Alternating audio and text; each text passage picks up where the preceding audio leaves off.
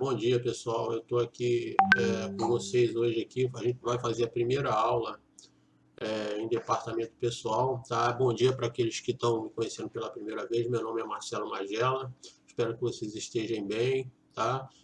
Quem pegar essa primeira aula, eu estou deixando lá agora no YouTube, vou disponibilizar no YouTube, até por conta de algumas dificuldades que alguns de vocês estão tendo aí em relação a pacote de dados. Então, no YouTube fica melhor, porque eu acho que alguns pacotes disponibilizam gratuitamente esses acessos a essa plataforma. Então, eu estou deixando lá, tá? E vocês aqui, então, prestem atenção na aula, né, para a gente conseguir, então, fazer as atividades, tá? Então, estou deixando aqui essa primeira aula, a segunda já está gravada.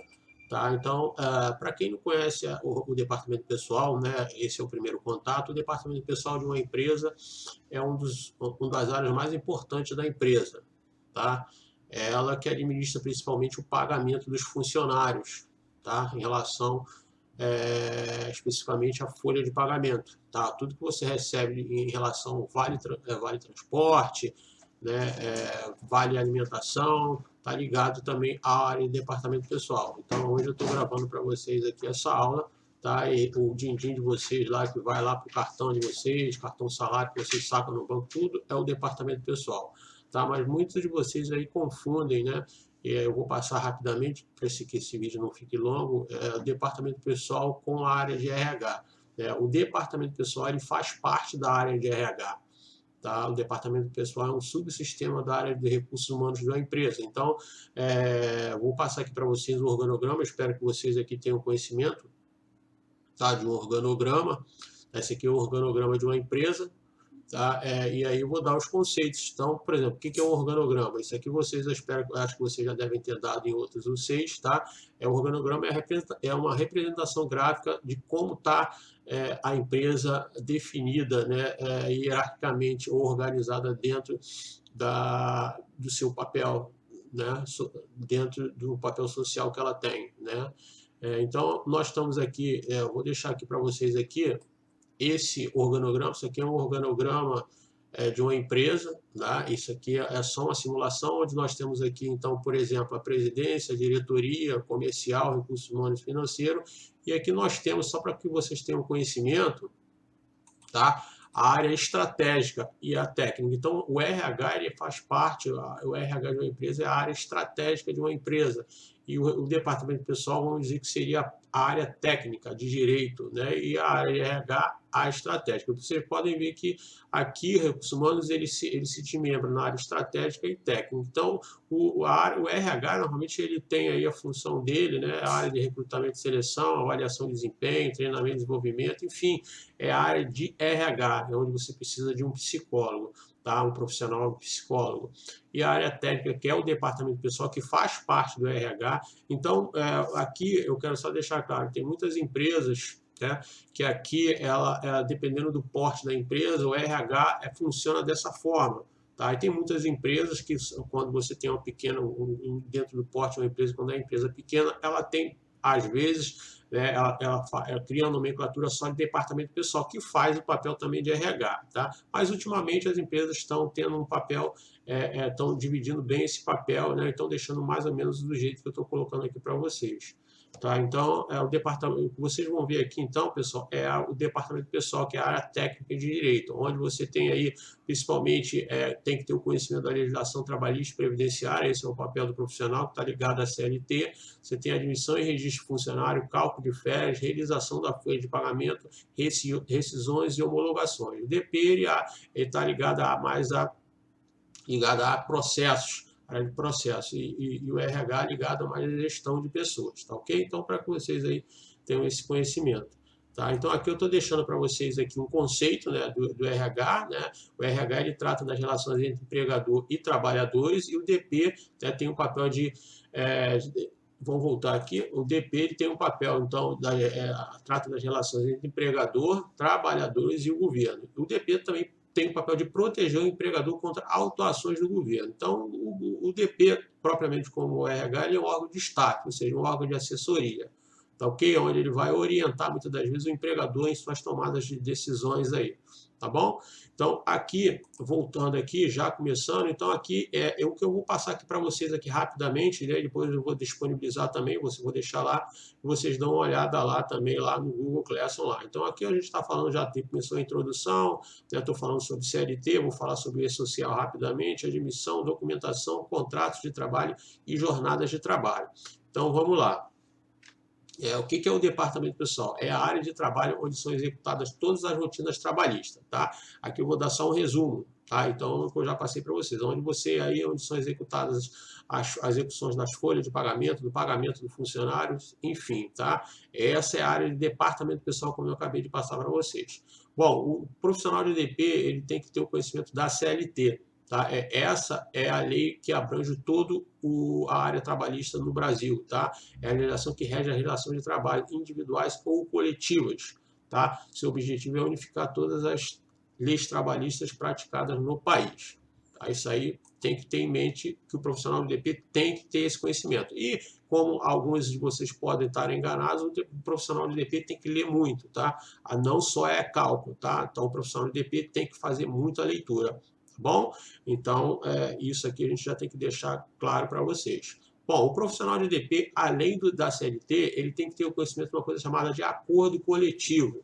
Tá? O que é o acordo coletivo? É um acordo firmado entre uma entidade sindical de trabalhadores e uma determinada empresa.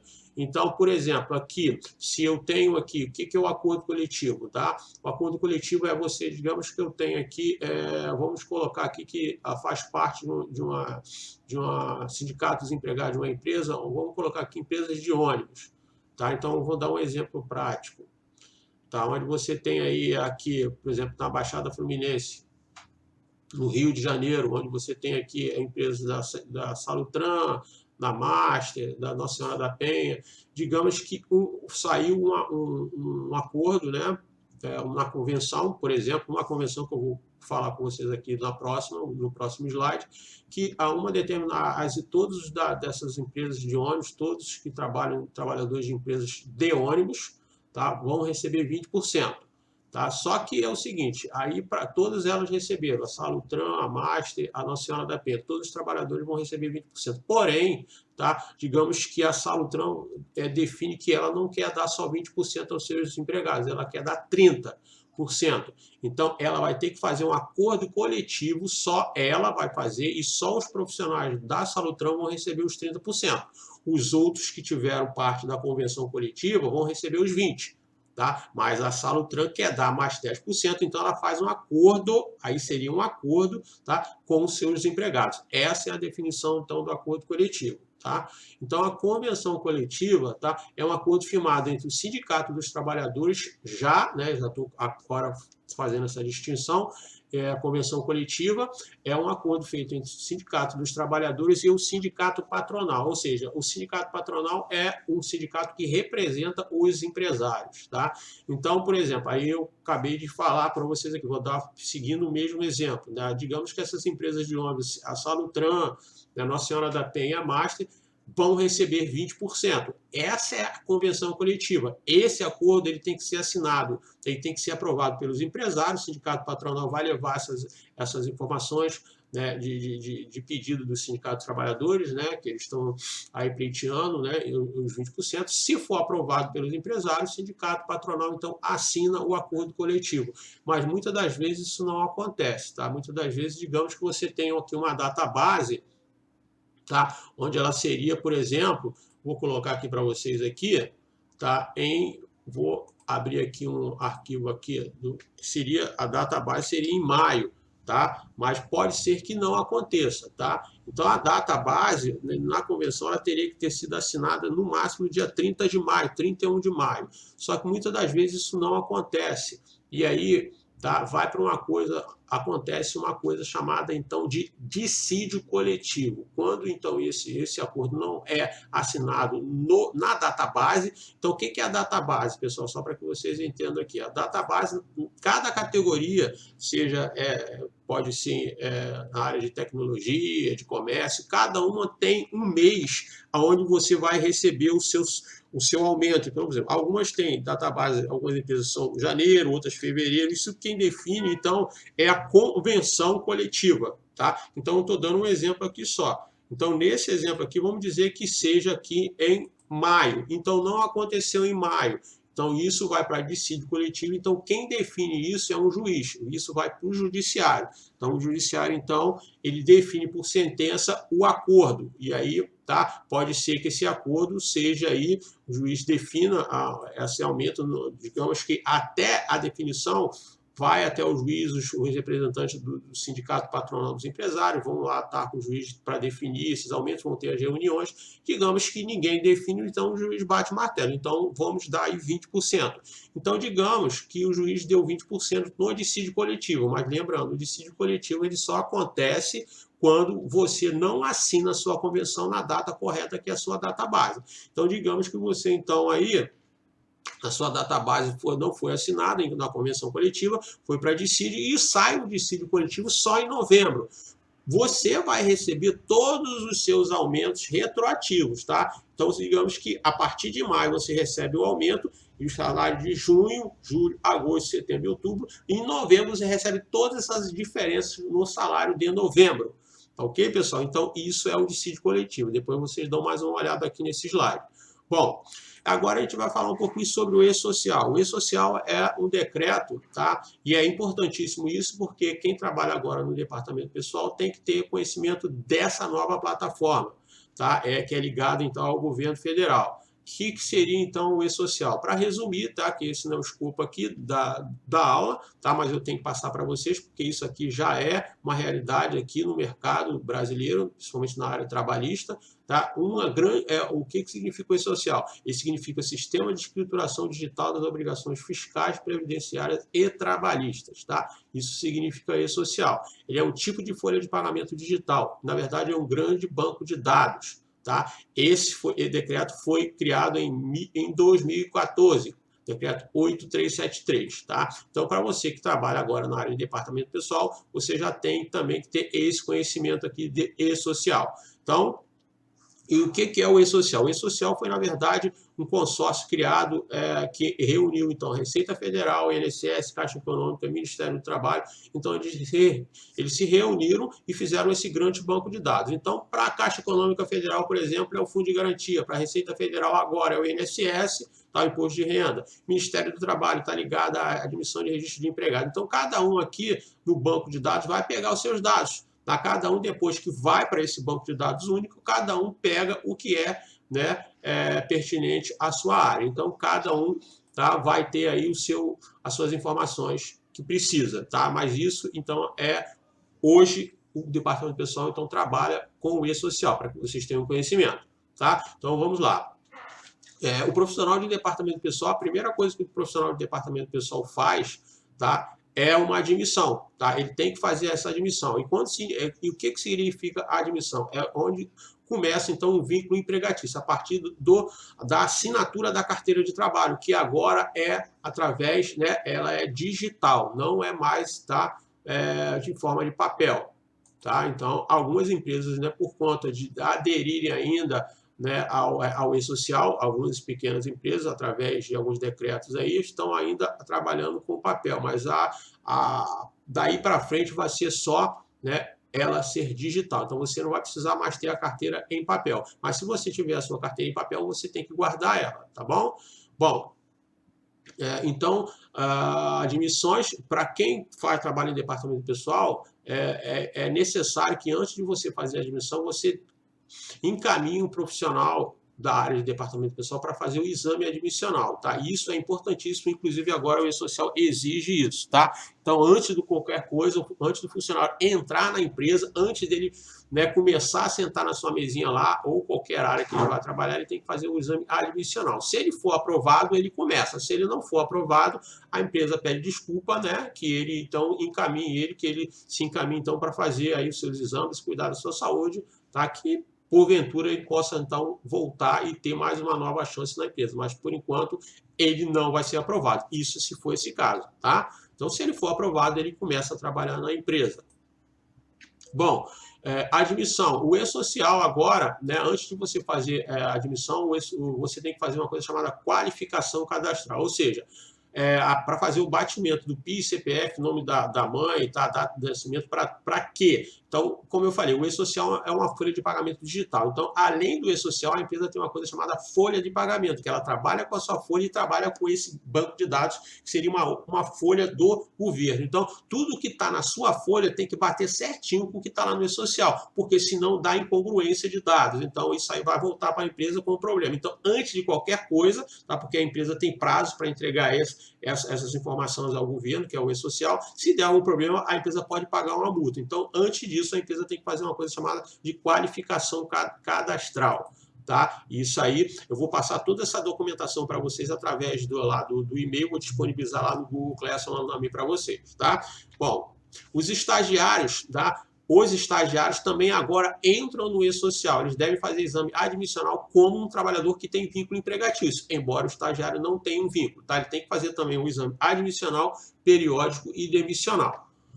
Bom, quais são os documentos, então, que a empresa precisa para fazer a admissão de funcionário? A parte formal, como eu falei, aí é o departamento pessoal, tá bom? Então, aqui vocês têm aqui, tá? Vocês já devem ter conhecimento, né? A CTPS, que agora não precisa mais ser a CTPS em forma de papel, material, né? Se você tiver ela, você ainda continua, mas a empresa agora, ela precisa, o número da sua CTPS agora vai ser o número, e a gente vai falar aqui na frente, o número da sua CTPS agora é o número do seu CPF. Tá? O seu CPF agora está amarrado à sua carteira profissional. Tá bom? E aí você precisa todas essas documentações aqui. O profissional de DP ele vai solicitar, né, que te encaminhar para fazer antes da sua admissão. Ele pede que você então tenha seu chefe, o seu título de eleitor, certificado de reservista se for homem, sexo masculino, identidade, CPF, PIS, PASEP, carteira de habilitação, se for o caso, se você, por exemplo, for um motorista. Enfim, todas essas documentações aqui que você já tem conhecimento. Tá bom? Isso aqui é para o funcionário, né, providenciar, então, para a empresa fazer a admissão dele, principalmente, né, registrar ele lá na folha de pagamento. Tá? E levar essas informações também lá para o E-Social, como eu falei. Tá? Então, como eu falei, a CTPS agora ela é digital, tá? De forma digital, e aí eu estou deixando aqui para vocês aqui essas informações, tá? Foi criada pela Lei 13.874 de 2019, né? E ela tem aqui tem as informações, tá? A CTPS passa a ser emitida preferencialmente em meio eletrônico. A CTPS terá como identificação única do empregado o número do CPF. Então, o empregador passa a ter o prazo de 5 dias agora, não mais 48, né, para fazer os registros eletrônicos na forma do sistema informatizado. Então, isso mudou, tá? Que corresponde àquelas anotações que antes era no prazo de 48 horas. Agora, a empresa tem o prazo de 5 dias úteis para fazer isso, tá bom? Então, essas informações são informações fresquinhas para vocês aí. Bom, registro de empregados, aqui vocês vão dar uma olhada aqui, tá? Agora o registro de empregado também agora de forma digital, tá? A portaria que foi criada em outubro de 2019, então, como também a própria carteira de trabalho não vai ter mais necessidade de ser aquela em papel, tá? A empresa também pode fazer isso aí de forma digital, tá? E algumas empresas já faziam isso até imprimindo pelo próprio sistema de folha de pagamento, mas agora nem vai precisar mais, tá? Então, o livro passa a compor o rol das obrigações substituídas, então, o livro de registro, então, passa a compor o rol das obrigações já substituídas, então, pelo E-Social, tá bom? Então, a comprovação deste cumprimento ocorrerá através do número de recibo eletrônico emitida pelo E-Social, tá? Isso aqui é só para uma questão de informações para vocês, tá? Isso aí, né, para vocês terem conhecimento.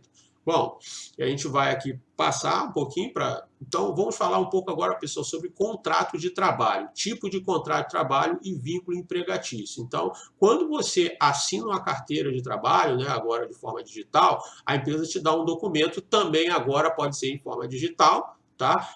Isso aí já, as empresas já estão fazendo isso, ou a empresa também pode te dar em forma material, ou seja, em formulário em papel. Tá? Então, você tem que ter um contrato. A partir do momento que você assina a sua carteira, você tem um vínculo empregatício. Tá? Então, esse contrato pode ser de prazo determinado, tá? E de prazo indeterminado. O que é isso? É o que eu vou comentar aqui agora com vocês. Tá bom?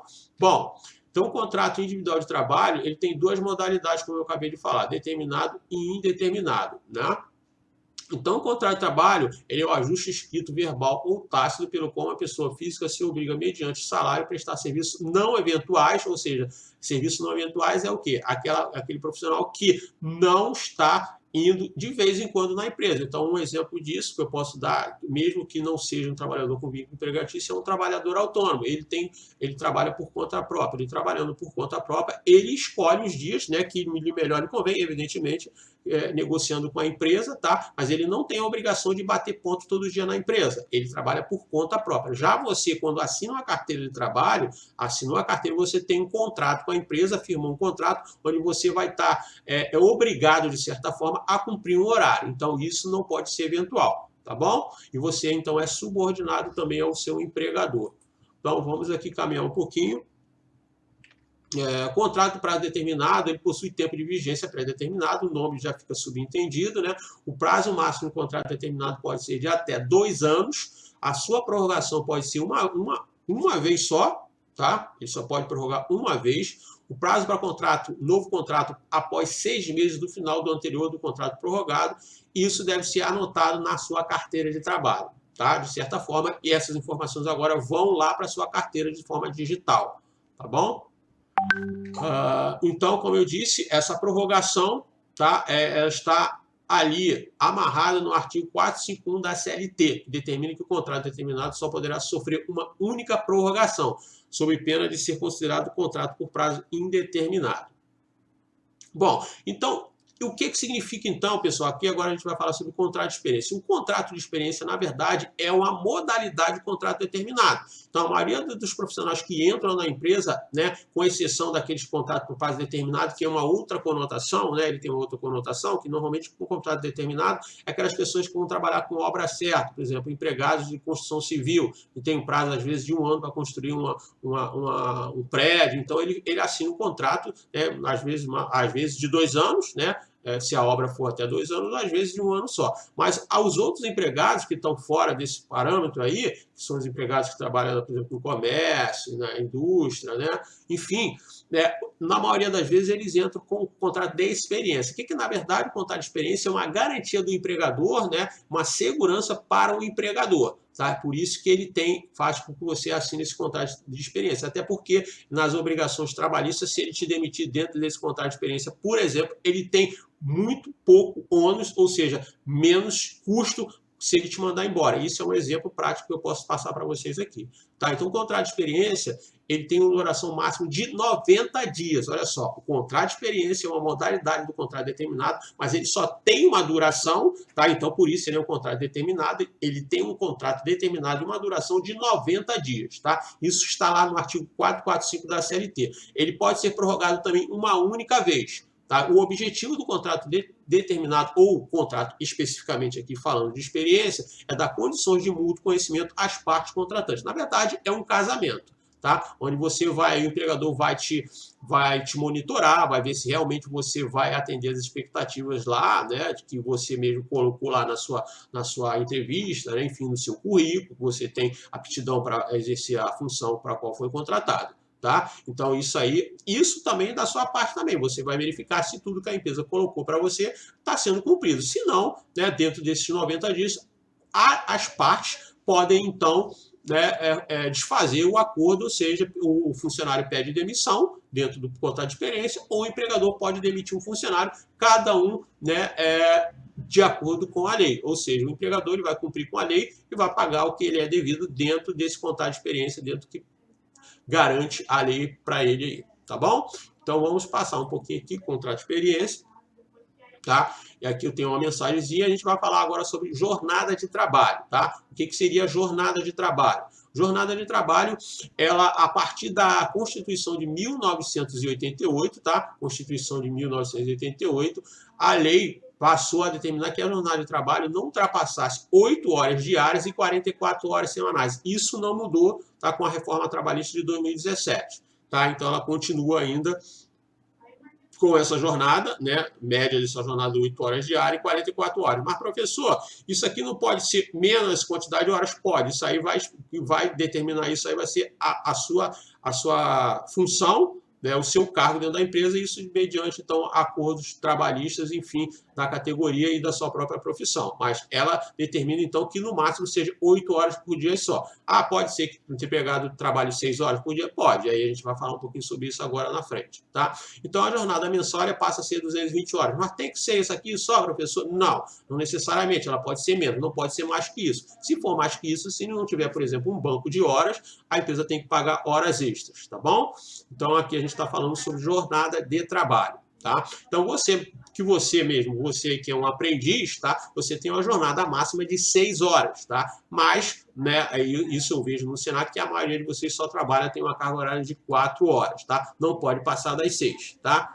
Então, vamos aqui falar um pouco aqui então, como eu falei para vocês, algumas categorias têm jornadas especiais. Então, aqui eu estou colocando alguns exemplos para vocês.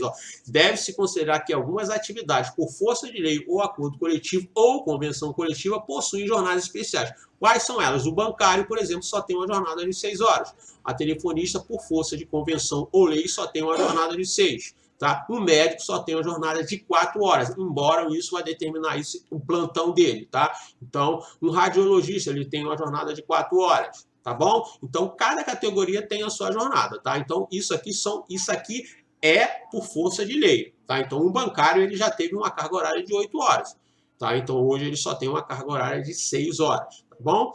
Então, é só para que vocês entendam que não necessariamente você vai trabalhar 8 horas de acordo com a sua profissão ou o seu cargo dentro da empresa, tá? Então, por exemplo, você pode ter uma telefonista que trabalha numa empresa, mas ela só tem uma carga horária de 6. Então, normalmente, uma empresa, ela coloca uma escala, uma telefonista trabalha a parte da manhã, outra trabalha a parte da tarde. E você que trabalha no departamento pessoal vai ter que trabalhar 8 horas por dia, tá bom? Então, isso aqui é só um exemplo que eu estou deixando para vocês. Bom, jornada de trabalho, duração de intervalo, olha só. Quem trabalha até 4 horas, pessoal, quem tem uma jornada de até 4 horas não tem intervalo nenhum. Ou seja, você que é um aprendiz, você trabalha 4 horas e não pode descansar. Desculpa, mas você não vai descansar, tá? Essa aqui é só uma brincadeira, mas isso aqui está, então, na legislação, tá? Você não tem intervalo nenhum pela lei. Agora, quem trabalha numa jornada entre 4 e 6 horas tem que ter, por lei, pelo menos 15 minutos de descanso, pelo menos para tomar um café, né? Tem que ter esse descanso. Tá? Quem trabalha uma jornada acima de 6 horas tem pelo menos, tá, por lei, 1 hora de descanso. Você tem que ter uma hora, isso aqui é lei. E eu quero deixar claro aqui para vocês, pessoal, que esse horário de descanso é seu, a empresa não te paga. Então, se porventura você tiver que trabalhar e não tiver nada em um acordo coletivo, um acordo individual, né, que aí a gente pode falar em relação principalmente ao banco de horas lá, que você pode fazer individualmente com a empresa, se você trabalhar no seu horário de almoço, a empresa tem que te pagar como hora extra, se não tiver no banco de horas, tá bom? Então, isso que você já tem conhecimento. E um outro detalhe aqui que eu quero deixar para vocês, que isso aqui é fresquinho, de acordo com a reforma trabalhista de 2017, quem trabalha acima de 6 horas, né, e tem uma jornada de 1 hora, pode fazer um acordo com o seu empregador para trabalhar pelo menos somente para ter um intervalo de meia hora só. Isso quem vai definir é através de acordo individual. Você vai fazer um acordo, isso já determina a lei, já te ampara para fazer isso. Tá? Então, você pode trabalhar, digamos, você trabalha de 8 às 17, você pode ter horário, digamos, de almoço seria de meio-dia a 1, você pode agora trabalhar, seu horário de almoço ser de meio-dia a meio-dia e meia. Tá? E aí você voltaria a trabalhar meio-dia e 31. E aí você tem um adendo de poder, se você pega 8 horas, você vai ter a prerrogativa de sair, de chegar só 8h30 agora. Ah, mas professor, eu poderia sair um pouquinho antes porque eu faço faculdade, né? Eu pego às 18 horas, eu estou saindo aqui do meu curso e da minha aula, eu saio correndo, eu posso pedir para um empregador trabalhando nessa modalidade, no meu intervalo de meia hora só, tendo meia hora, eu saio 16h30, pode. Isso você vai, por isso que eu falei, você vai ter que fazer um acordo coletivo individual com o seu gerente lá na empresa, tá? E aí vai ficar ao critério aí de vocês. E aí, tá? Essa é mais uma informação que eu passo para vocês, tá? Bom, entre um dia e outro de trabalho, pessoal, entre um dia e outro de trabalho, o empregado ele tem que ter pelo menos 11 horas de descanso. Então, por exemplo, se você trabalha, vou dar um exemplo aqui, tá? Vou dar um exemplo aqui prático. Você trabalha de 8 horas, tá? Às 17, tá? E o seu empregador pede para você fazer uma hora extra até às 22 horas, você não poderia no outro dia, por exemplo, pegar 8 horas da manhã, porque senão você não vai ter um intervalo, né, entre 22 às 8 de 11 horas. Você teria contando no dedo, se você contar no dedo de 22, ó, 23, 24, 1, 2, 3, 4, 5, 6, 7, 8, de 10 horas só. Tá? Então, você poderia pegar na empresa só 9 horas da manhã. Isso é lei, tá bom, pessoal? Então, tem algumas empresas que cumprem, outras não, mas isso é lei. Tá? Isso a empresa pode ser até multada em relação a isso aí. Bom, e duração, quem trabalha entre uma semana e outra tem que ter pelo menos aí um domingo no mês para descanso. Isso aí, principalmente quem trabalha por escala de revezamento, que também agora, né, isso é de forma, foi lançado na reforma trabalhista, qualquer área hoje pode então trabalhar com escalas. Antes era só algumas empresas, por exemplo, hospitais, que trabalham com plantão, empresas que trabalham com empresa de carga de numerário de dinheiro, né, empresa de segurança, de vigilância, que poderia trabalhar com escala de revezamento. Agora todas podem fazer isso, tá? Bom, e aí eu estou deixando só mais aqui uma informação, até 4 horas, não é obrigatório o intervalo, de 4 às 6 o mínimo de intervalo é 15 minutos, e acima de 6 horas, mínimo de 30 minutos de intervalo agora, como eu acabei de passar para vocês, tá? Isso.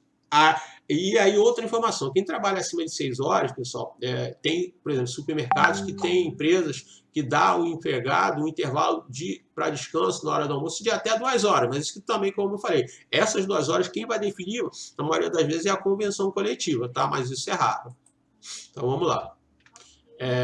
E aí a gente finaliza, tá, pessoal? Essa aula de hoje é só, eu estou disponibilizando para vocês aqui esse slide, tá? Até para que